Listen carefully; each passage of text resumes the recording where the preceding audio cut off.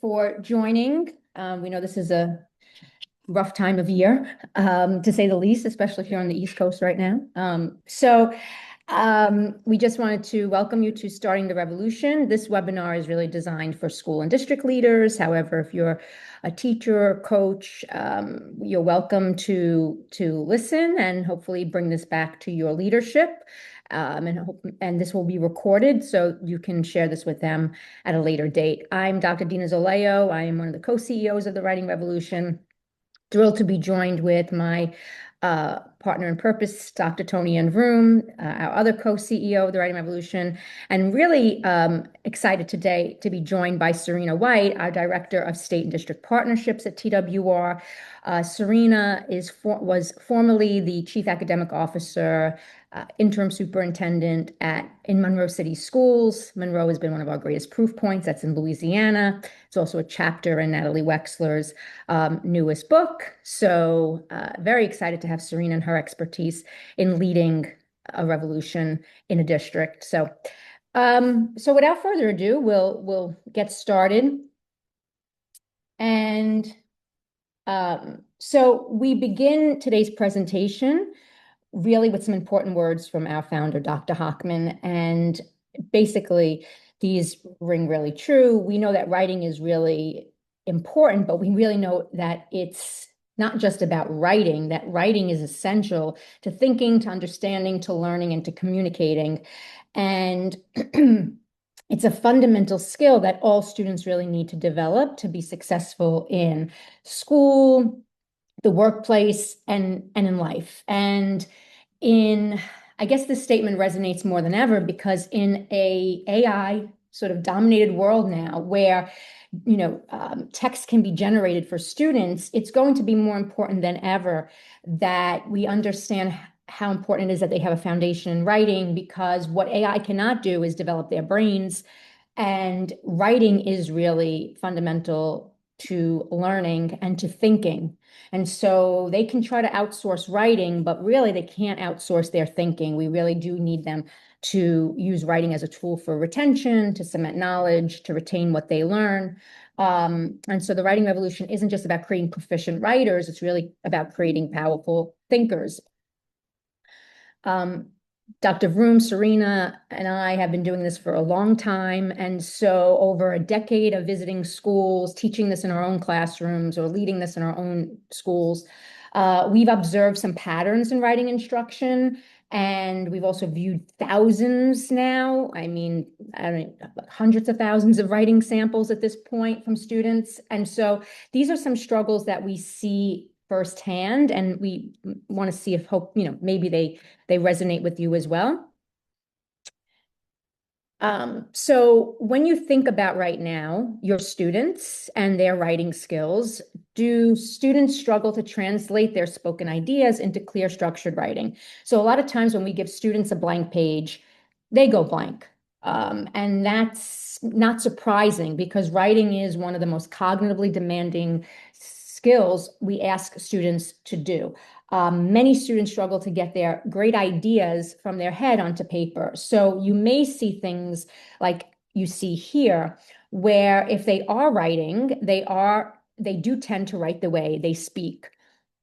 And you can see that, they are writing in fragments, or it's very conversational. They write in run-ons. It's very disorganized. And you could sort of get away with that when you're speaking, but definitely not when you're writing. So, and unless students are explicitly taught the structures of written language, you'll see these patterns persist year after year, grade after grade.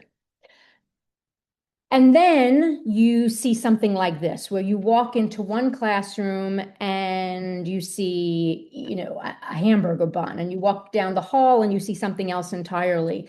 And you have to ask yourself, do students encounter different expectations from classroom to classroom when it comes to writing? So because sometimes what's happening is students are getting different messages around the writing, and they're getting those messages all day long. And so if there's no shared language or a common consistent approach, a lot of times that needle does not move. So that's something to think about. this is very important too. Is there a shared language between teachers and students when it comes to feedback? So feedback should really be something more like feed forward, where what you're giving students really helps them to write better the next time. And there has to be a shared language, and saying things like I did when I was teaching, a gazillion years ago, not to date myself. But I would say things like make it better, be more organized, or I would write the words that I wanted the students to say on the paper. But the reality is that does not help.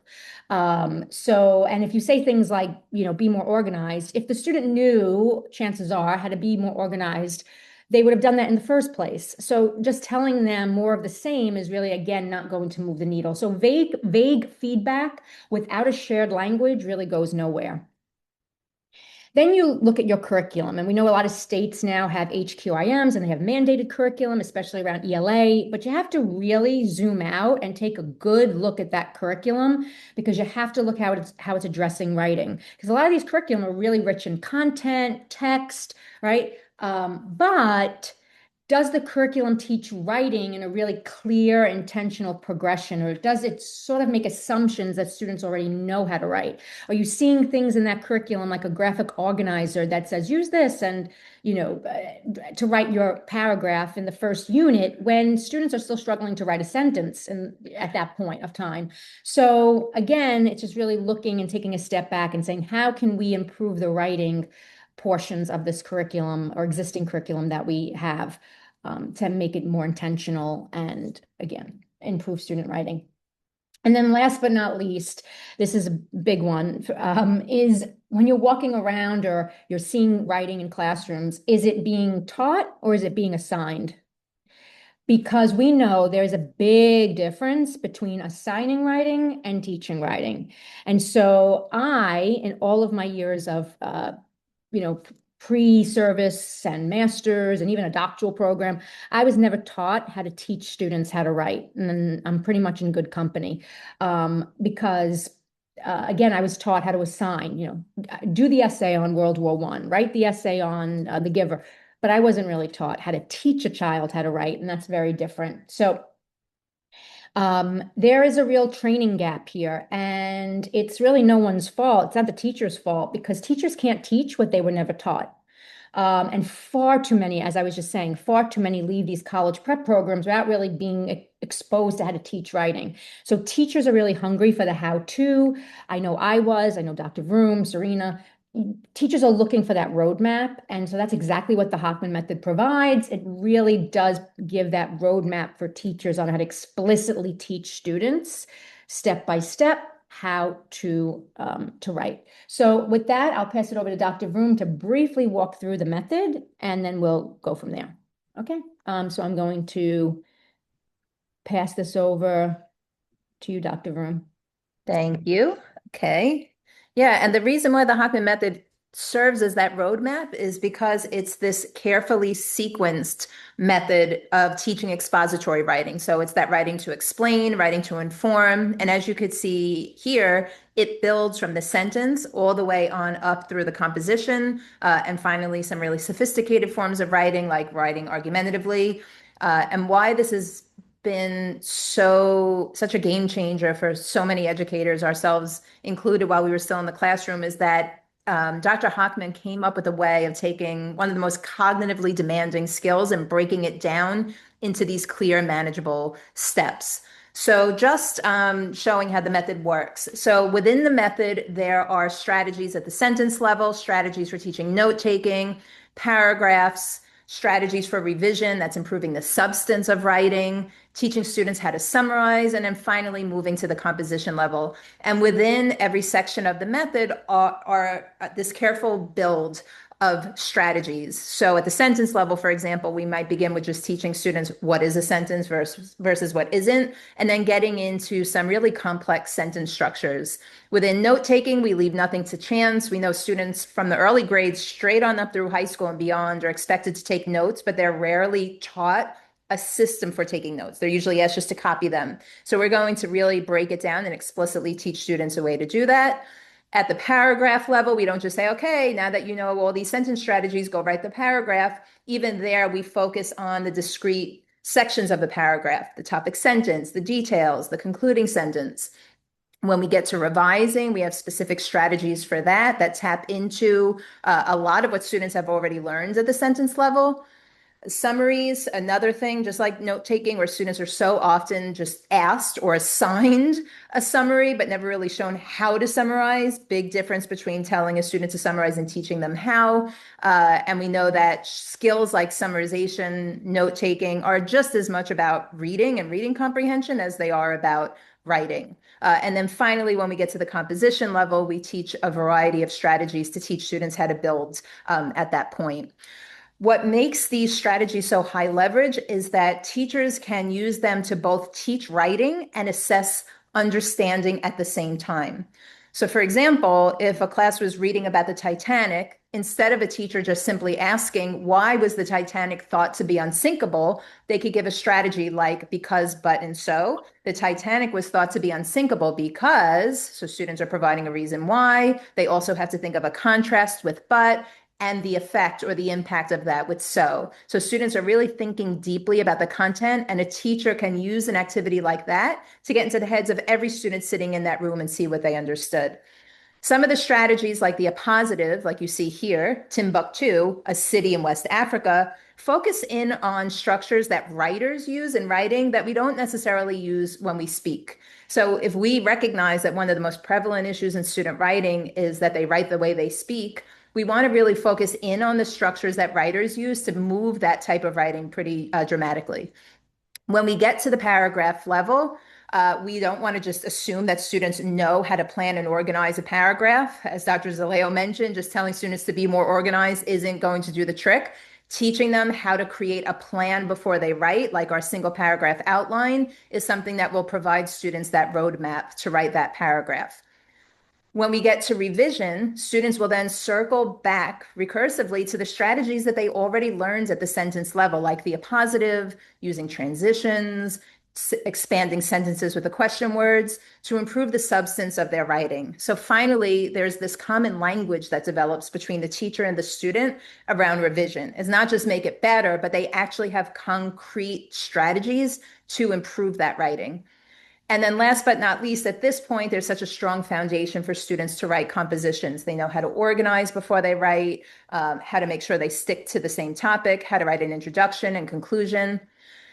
What really sets this method apart and differentiates it from anything else that's out there is that the same strategies are used straight on up through the grades, starting at the K through 2 level as oral practice, moving in grades 3 through 5, then middle school and beyond. So students are not relearning a different way of writing when they move from grade to grade or school to school. It's really the content that they're writing about that drives the rigor of the activity. So a quick case in point, in second grade, students might be reading Chicks and Salsa in class, and the teacher uses a subordinating conjunction activity like starting with after to assess students' understanding. At the high school level, students in ninth grade are learning about Napoleon. They can use that same sentence strategy of the subordinating conjunction, but now they're writing about Napoleon abdicating the French throne. So as you could see here, the strategy does not change. It's the content that students are writing about that makes it far more challenging. And speaking of content, this method is intended to be embedded in whatever content it is students are learning. This is not teaching writing or grammar in isolation. This is teaching the content through the writing, not just in the core 4 subject areas like you see here, where students are doing sentence expansion in English, history, science, and math, but even in elective classes, in music class, basically any place where there is content is an opportunity for students to be writing about. And when they receive that consistent approach from class to class, subject to subject, and grade to grade, that's when we really start to see the needle move and we start to see outcomes. Students will thrive off of that consistency. So Dr. Zalea, I'll turn it back to you, speaking of outcomes. Yep. Can you just reshare the remote? Yes. Thank you. Yeah, so as Dr. Vu mentioned, through consistency and deliberate practice, it's really never too late. This is a high school student example where this student, same student from ninth grade, That's their beginning of year assessment when they first entered ninth grade, writing about social studies and why we study the past. And you'll see all of those things we were talking about, writing the way they speak, fragments. It's sort of incoherent, repetitive. And then you see that same student in the spring. And same grade, same teacher, same year, but clearly, this is definitely a different piece of writing. And there's also, there's more work to be done. This is not the be all end all, but this is something we value very much at TWR. There is significant progress here. And if you really look more deeply, you'll see exactly what is happening. The TWR strategies are sort of jumping off the page, and you can tell this teacher has really explicitly taught Danny those strategies. I promise you, he didn't wake up one morning and just say, oh, today's the day I use in a positive. Not really. Right? So the teacher taught him that, and you can see it appearing in the writing, which is really exciting, and progress is really everything. So this is what happens when the curtain is pulled back and students are explicitly taught how to write. So if you're wondering, okay, like I want to do this, I want to expose my students to this method, how do I do it? So there's a few different ways that you can bring the Hockman method to your educators. We have a membership model. So it really starts with training. We have the book, and a lot of you may be present here have already read the book, or there's, the Writing Revolution. There's now a 2.0 version. But the training does definitely help bring that book to life. And it definitely allows us to sort of dig a little deeper into pitfalls and things that, just little tips and tricks to help teach this, more effectively to students. So there's a live virtual training, all taught by TWR faculty who have taught the method themselves. And then there's a self-paced option where you can sort of train as you go. Really great for the summer. For those of you who have some downtime now and want to, get trained by the pool, that's definitely an option. And then we have an ongoing implementation that if you've been trained a while ago and feel a little rusty and sort of need that, brush up and want to just have some access to refer to, the ongoing implementation is really a great refresher for those as well. All of these trainings come with the book, as I mentioned, but they also come with something Dr. Broom will share, which is really exciting this year. They come with this, these tools and our AI coach, Judy. And they also come with the opportunity to earn a micro-credential. We feel it's really important that teachers' time and their professional training get recognized, and so that you can earn a micro-credential for any of these trainings after you pass a knowledge assessment at the end of the training. Okay, so I'll let Dr. Vroom speak sort of briefly about what this looks like, and then Serena will talk about the leadership portion of this, which is really instrumental in all of this.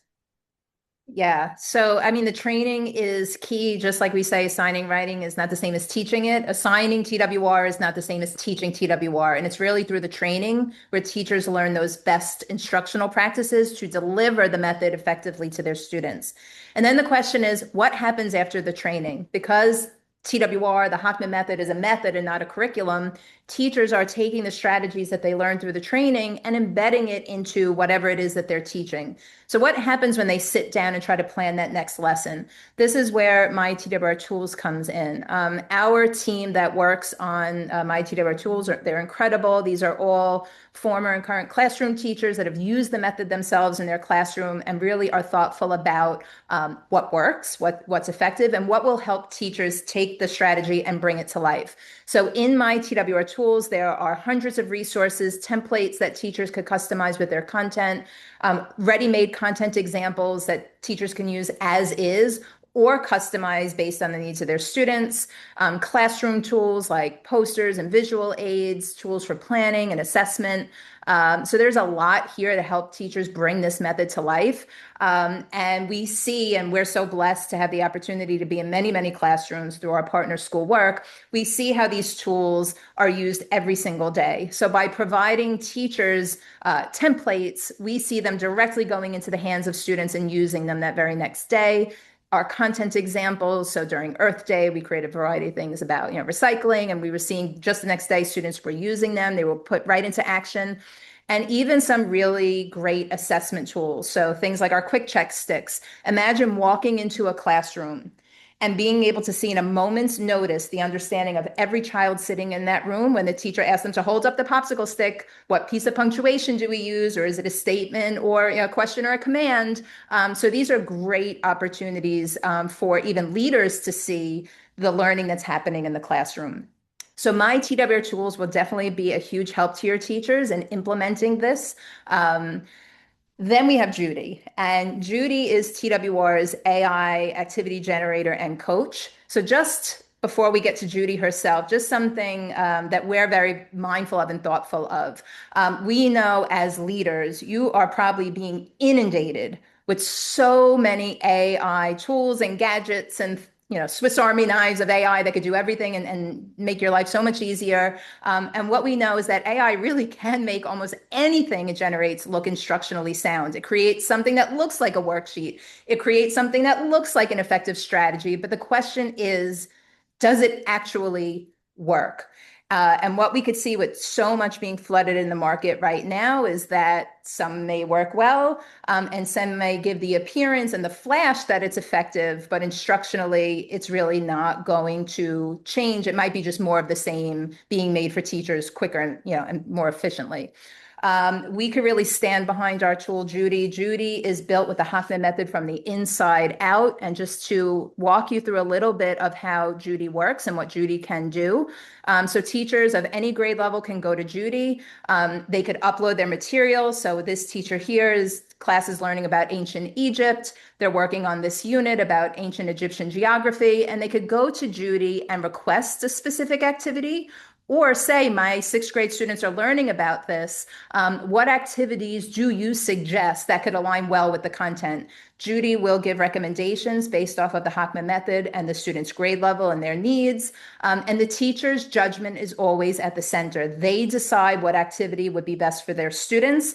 They have an opportunity to look at the activity, see the why behind it, the pedagogical why behind it, see a preview of it. So what would the student-facing activity look like? What is the anticipated response, basically the answer key that activity is leading toward? And if they like it, they could open it as a Google slide, which prints directly as a worksheet that students can use. And it's already formatted with the proper directions and the way Dr. Hockman intended the strategy to be set up. And because it's a Google slide, in addition to printing it as a worksheet, it could also be presented in the classroom, so the teacher can model the activity. There's that teaching of TWR. They could model it and collect student responses, and the students can work on the worksheet. Teachers could always iterate if they see the anticipated response and see that it's a little bit off or maybe not something exactly their students might say. They could tell Judy that, and Judy will constantly iterate on it. Judy can create accompanying text if students need more background knowledge about the topic in order to do the activity. These are grade level appropriate texts. Judy will also generate teaching guides. So with some suggestions, and everything is a suggestion. Again, the teacher is in the driver's seat here, but what are some things you could do before the lesson, during it, after? How could you differentiate for the different learners in your classroom?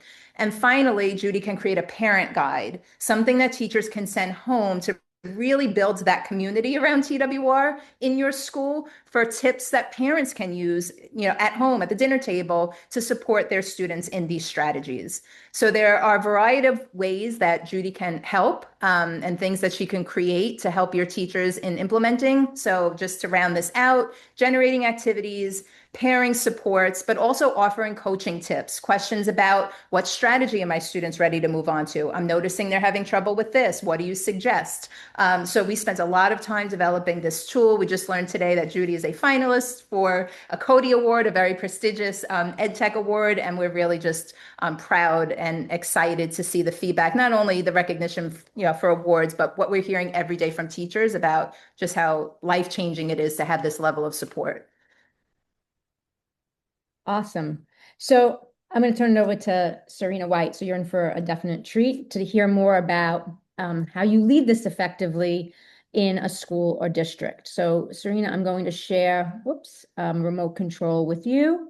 Just let me know when you see it at the top. Okay. Okay, I think I have it. Okay, welcome.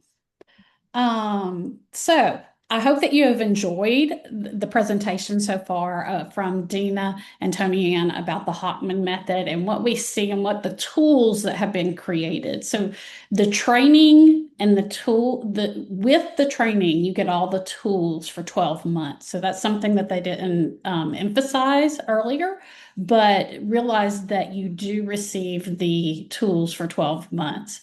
But even You accept it? I did. Are you controlling it? I think. Okay. Okay.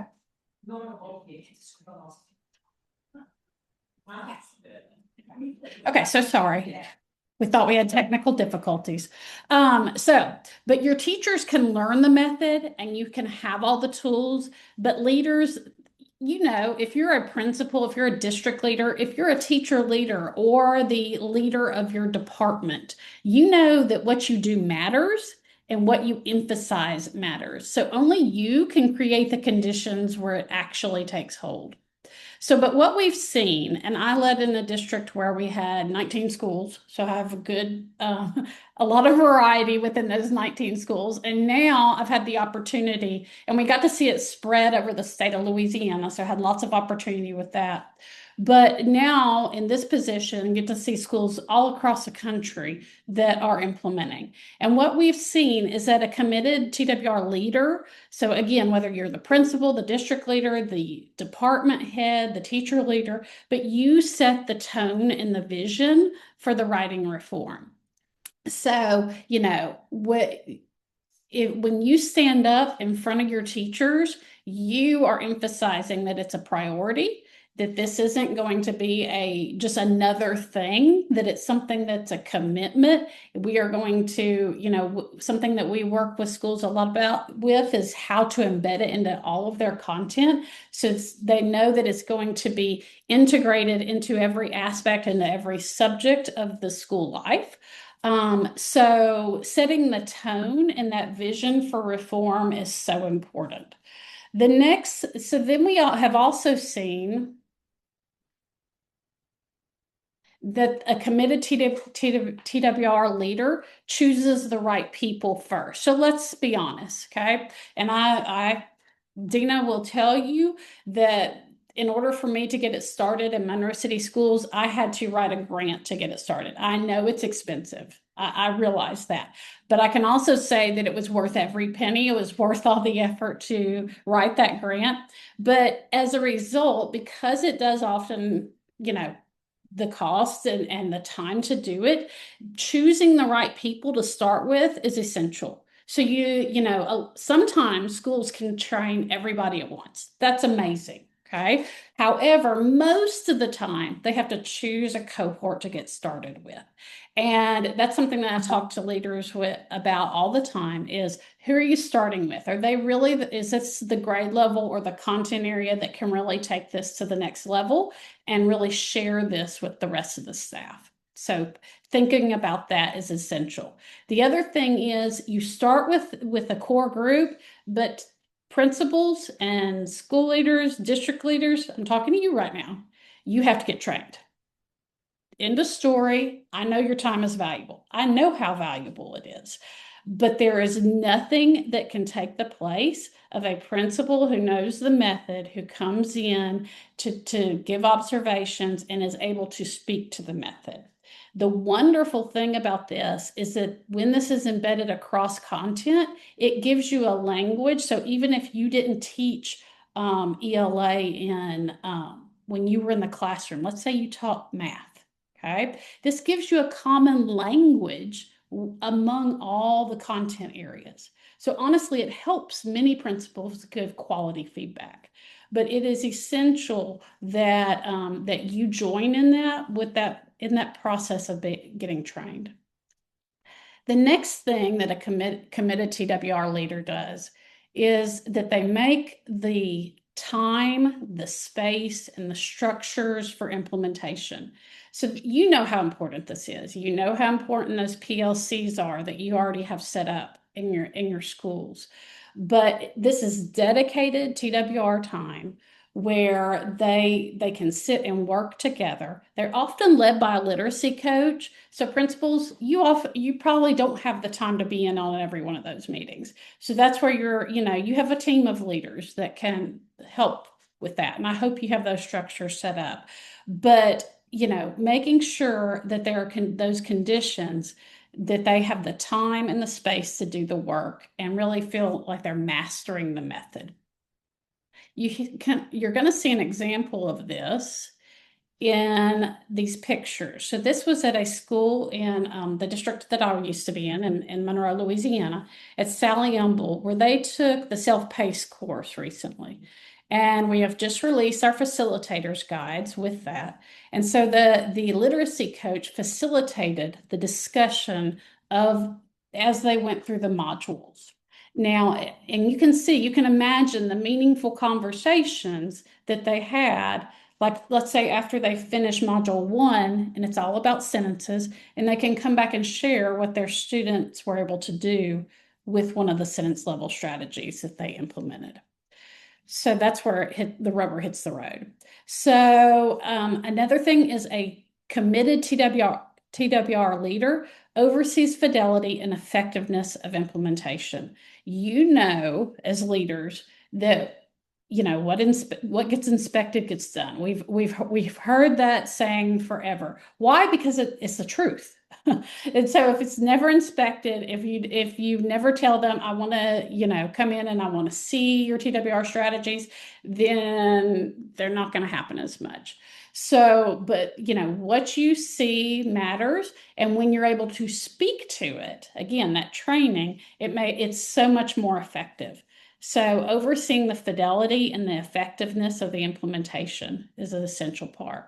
Now, we do have something to help you with that. Is now as a part of the MyTWR Hub, we have a admin dashboard where you're able to track, if they do the self-paced training or the live virtual, track their completion rate on that and how they're going, how they're tracking according to a schedule, and then their Judy usage. So how many worksheets have they created? What are they about? You can actually look at that. So I really wish I had had these dashboards when I was leading the school district. So you can honestly look at every school, and if you're as a building level leader, you can look at every teacher and see, where they are in their training and where they are in their implementation. The last thing here is that a committed TWR leader anchors the initiative in the school's core identity. It becomes part, because it's in every content area and every subject, it becomes part of the way that you do business. So even in teacher professional development, I've seen some principals use things like the because, but, so strategy to check comprehension of teachers in reviewing things like duty schedules. No, for real. The prompt was, so they had just been passed out their duty schedules, and seeing what time where they're assigned to and what times they had to be there. And then the because but so activity was being on duty on time is important because I got to complete that. Being on duty on time is important, but it's challenging sometimes to get there. Being on duty on time is important. So they had to complete every part of it. So that was one example of where that strategy had become so much a part of the core of the identity of the school that it's used not only with the students, but with the faculty and in very effective ways. I want to share this with you because one thing I've seen that when when a leader really commits to TWR and they're leading it in their school, they get to watch student growth and teacher growth increase together. I watched this myself. So I am in this picture. That was 2 years ago. That was at the Louisiana Teacher Leader Summit. There are some school leaders in that picture. There's teachers, there's a literacy coach. And we got to present at the Teacher Leader Summit about the student results that we saw as a part of implementation. Now, honestly, I said very little. I let them do all the presenting, and they were so proud. And I've seen these teachers really advance and grow as teachers and then really as educational leaders. But now I get to see this all across the country. So again, here's another example. So this lady, this is Rowan, and she teaches at Lavelle Middle School here in New York City. And she presented at Research Ed here in New York City with two of our faculty. And you can see how proud she is. She was a brand new teacher when she learned about TWR. And she has just really progressed and grown in her knowledge. And now she leads the work at her school in addition to teaching. And then I've gotten to see this fun group in Ohio. So this is St. Mary's School District in Ohio, and they got to go to the Read Ohio Literacy Conference and present. But the other thing is the governor wanted to meet them, not just because their presentation, but he had already heard about their progress because of some state leaders who had gone to visit their school. So they got to take a picture with their governor. So really, when educators get the opportunity to learn about something and implement something where they really see the student results, they're so excited, and they're so proud of the work that they've done, and they should be. And so you really see them progress and grow as leaders. So not only do your student results increase, but the teacher growth increases together. Okay, Dina, I'm going to turn it over. Do I need to do anything?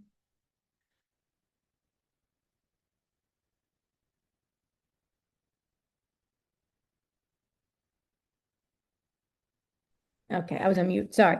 Thank you, Serena. That was fantastic, and it's just some of that is just intangible, right? Of just how much power that the writing instruction can be for not just students but the teacher piece too, which is just incredible. So thank you for sharing those tips for leaders.